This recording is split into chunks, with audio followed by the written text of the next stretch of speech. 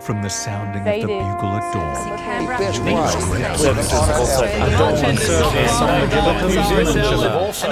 And finally tonight, to celebrations of Anzac Day, where there's been enough media coverage to last another 100 years.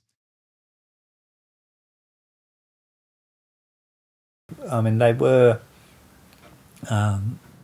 pretty awful, actually, in the way they treated the local population. You know, they'd go into the markets, into the bazaars and so on, and, you know, turn tables over, and a number of riots in the brothel district that were caused by Australians or New Zealanders.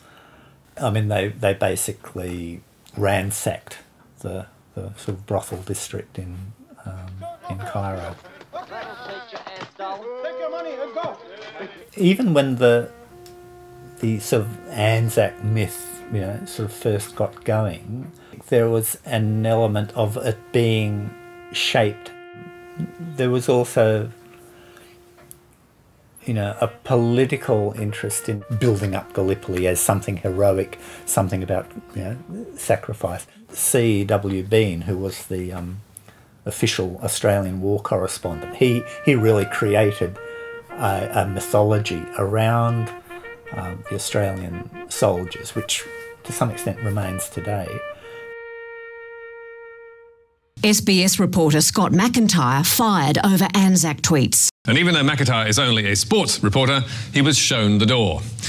Since then, there's been a huge debate about whether his sacking is an attack on freedom of speech. The fact that Scott McIntyre was sacked for saying, I mean, things that, I mean, he possibly overstated the negatives, but nevertheless, I mean, these things are fairly well known and well, you know, well supported and so on. It's become something that you're not allowed to criticise. I mean, my great-great-grandfather was in the Camel Corps. Keep the Anzac stories alive with the Royal Australian Mint's official coin collection from the Daily Telegraph and the Sunday Times. Lots of corporations encourage national holidays. If they see it's commercially viable, of course they're going to make sure that they're putting their dollars behind it and be associated with it in any way they can. The coins, commemoration coins, that taps into people's collecting spirit. It also makes people feel like they're having a bit of the national identity with them. They don't actually think of it as commercial, they think of it as supporting Australia and supporting Anzacs. They tap into the fact that there's the kind of elated spirit of a type of holiday. If we look at our current Prime Minister, this is the kind of nationalism and patriotic aspect he really likes about culture and society.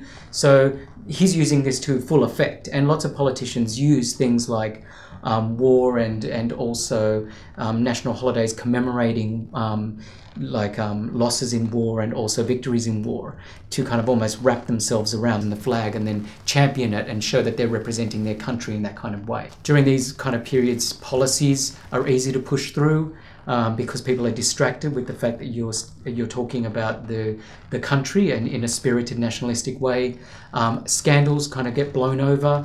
So it's always used as a kind of a double voicing. You're talking about something that's important, but you're using it actually to make sure that your agenda is getting across. So today we have taken steps to continue repairing the budget with sensible savings and with a prudent approach to spending.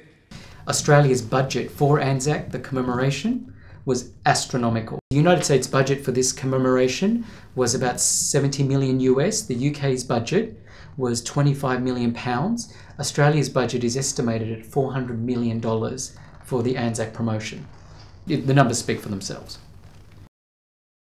This week, I hope all Australians, young and old, in every town and suburb, will honour them and remember them, lest we forget.